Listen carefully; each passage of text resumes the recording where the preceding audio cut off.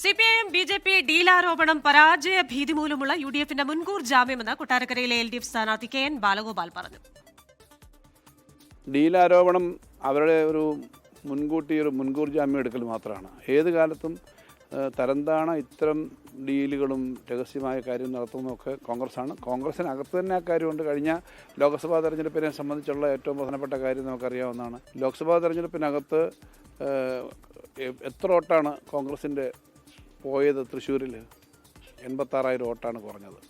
അതിൻ്റെ പേരിൽ ആ പാർട്ടിക്കകത്ത് എത്ര പ്രശ്നമുണ്ടായി? ആരാണ് ഡീല് നടത്തിയത്? അപ്പോൾ കോൺഗ്രസ് ചെയ്ത അനുഭവമുണ്ട്. ഇനിയും കോൺഗ്രസ് ഇത്തരം കാര്യങ്ങളൊക്കെ എന്താ ചെയ്യാൻ തയ്യാറാവുന്നുണ്ടാവും. അതുകൊണ്ട് ഡീലിൻ്റെ കാര്യം അതില്ല. സിപിഎം ബി.ജെ.പി ഡീൽ ആരോപണമല്ല വസ്തുതയാണെന്ന് അടൂർ പ്രകാശ് MP പറഞ്ഞു. ആർ സീത് വിവരങ്ങളുമായി സീത്ത്, നമ്മൾ ഈ അടുത്ത കാലത്ത് കണ്ട തെരഞ്ഞെടുപ്പിലൊക്കെ ഡീല് കേട്ടുണ്ട്, കോലിബി കേട്ടുണ്ട്. ഏതെങ്കിലും ഇലക്ഷനിൽ കേൾക്കാതെ ഇരുന്നിട്ടില്ല ഏതെങ്കിലും ഘട്ടത്തിൽ. പക്ഷേ ഇക്കുറി അത് കേവല ആരോപണങ്ങൾക്കപ്പുറം കുറച്ചുകൂടി വല്ലാത്ത ഡയമെൻഷനിലേക്കോ വല്ലാത്ത വ്യാപ്തിയിലേക്കോ ഒക്കെ പോകുന്നുണ്ട്. കാര്യം ഈ ദിവസങ്ങൾ അത്രയും ആ ആരോപണം മാറാതെ നിലനിൽക്കുമ്പോൾ അത് കൂടുതൽ സജീവമാവുകയാണ്. ഇലക്ഷനിൽ വോട്ട് നിർണ്ണയിക്കാൻ പോകുന്ന പ്രധാനപ്പെട്ട ഒരു ഇലക്ഷൻ പ്രചരണമാവുകയും ചെയ്യുന്നു. ശ്രീജിത്ത്,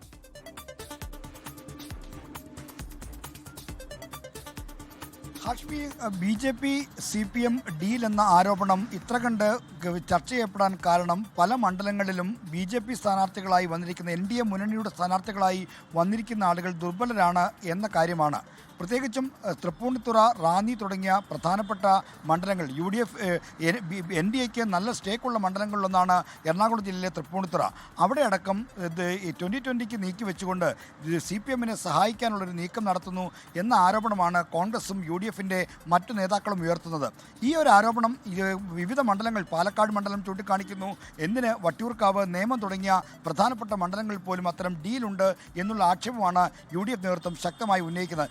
ഇതാണ് ഈ ആരോപണത്തിന് ബലം പകരാൻ കാരണം. നേരത്തെ കേവല ആരോപണമായി പൊതു രാഷ്ട്രീയ അന്തരീക്ഷത്തിൽ ഇങ്ങനെ നിൽക്കുന്നു എന്നല്ലാതെ അതിനപ്പുറത്തേക്ക് ഉദാഹരണങ്ങളായി നേർസാക്ഷ്യങ്ങളായി വന്നിരുന്നില്ല.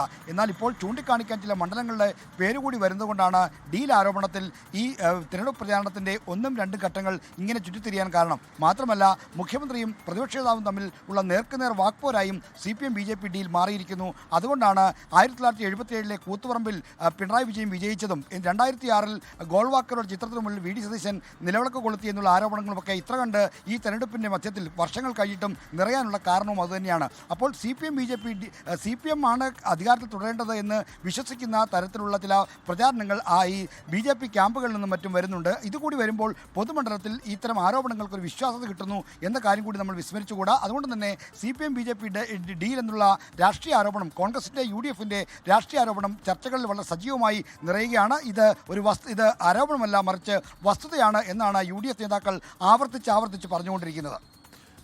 അത് മാത്രമല്ല, നേരത്തെ ഈ SDPI നിലപാട് സംശയങ്ങൾ പൂച്ചം പറഞ്ഞു കേട്ടിരുന്നെങ്കിലും ഇപ്പോൾ രമേശ് ചെന്നിത്തല പറയുന്നു കേരളത്തിൽ SDPI CPM കൂട്ടുകെട്ട്, PDP CPM കൂട്ടുകെട്ട്, SDPI സംസ്ഥാന വ്യാപകമായി LDFന് പിന്തുണ നൽകുന്നു. അങ്ങനെയാണെങ്കിൽ അത് പുതിയ ഒരു കൂട്ടുകെട്ട് ആരോപണത്തിലേക്ക് കൂടി രാഷ്ട്രീയ ചർച്ചയെ കൊണ്ടെത്തിക്കുകയാണ്. ശ്രീജിത്ത്, ഹാഷ്മി, 2024 ലോക്സഭാ തെരഞ്ഞെടുപ്പിൻ്റെ ഫലം വന്നപ്പോൾ UDF വലിയ തകർപ്പൻ വിജയമാണ് കേരളത്തിൽ നേടിയത്.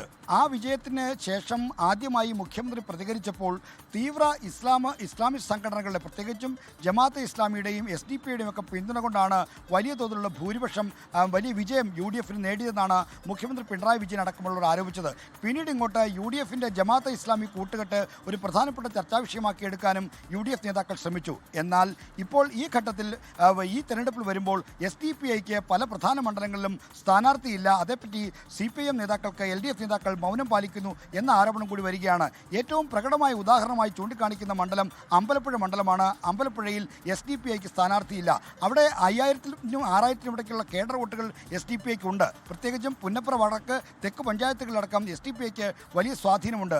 ആലപ്പുഴ മണ്ഡലത്തിലും മണ്ണഞ്ചേരി അടക്കമുള്ള ഗ്രാമപഞ്ചായത്തുകളിലും SDPIക്ക് വാർഡ് കൗൺസിലർമാർ അടക്കം ഉള്ള സ്ഥലമാണ്. അപ്പോൾ അവിടങ്ങളിൽ SDPI എന്തുകൊണ്ട് സ്ഥാനാർത്ഥിയെ നിർത്തുന്നില്ല എന്ന ചോദ്യം വരുന്നു. അവരുടെ പിന്തുണ ആർക്കാണ്, അവരുടെ സഹായം ആർക്കാണ്, SDPI വോട്ടുകൾ വേണ്ടെന്ന് പറയാൻ തയ്യാറുണ്ടോ എന്ന രാഷ്ട്രീയ ചോദ്യങ്ങളും LDFനും മറ്റും ഏറെ ഉയരുന്നുണ്ട്. അപ്പോൾ SDPIയുടെ കാര്യത്തിൽ ഈ കാര്യത്തിൽ ഒരു ഇത്തവണ അവരാരെയാണ് പിന്തുണയ്ക്കുന്ന കാര്യത്തിൽ വ്യക്തത. എന്നാൽ പല മണ്ഡലങ്ങളിലും SDPIക്ക് സ്ഥാനാർത്ഥി ഉണ്ട് എന്ന കാര്യം വിസ്മരിച്ചുകൂടാ. അപ്പോൾ എങ്കിലും ചില പ്രധാനപ്പെട്ട മണ്ഡലങ്ങളിൽ ഇതുപോലെ SDPIയുടെ റോൾ എന്താണെന്ന ചോദ്യം വരുന്നുണ്ട്. അത് ചർച്ചയാകുന്നുണ്ട്, അത് സംശയങ്ങൾക്ക് ഇട നൽകുന്നുമുണ്ട്.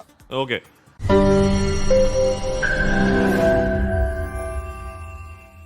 ലോകത്തെവിടെയായാലും ഏത് സമയത്തും 24 വാർത്തകളും ഓഗ്മെന്റഡ് റിയാലിറ്റി പാക്കേജുകളും എക്സ്പ്ലെയിനറുകളും വിശദമായി കാണാൻ ഞങ്ങളുടെ യൂട്യൂബ് ചാനൽ നിങ്ങൾക്ക് സബ്സ്ക്രൈബ് ചെയ്യാം.